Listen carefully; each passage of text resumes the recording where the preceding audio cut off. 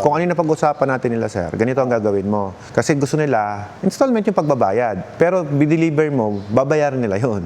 Ganon. Kumbaga parang gusto lang nila na huwag silang abutan ng taas ng presyo in case natataas man. Ngayon, mag-settle sila, any amount, kung ano yung mode of payment ni Kuya. For example, 50,000 gantong buwan, 50,000 ganito, ilagay mo na lang yon sa purchase order. Pero yon mangyayari, ang mode of payment niya, online na lang. Parang tiwalaan ang mangyayari. Ang hawak niya, papel lang. Actually, pwede naman nga hindi mo gawin ngayon.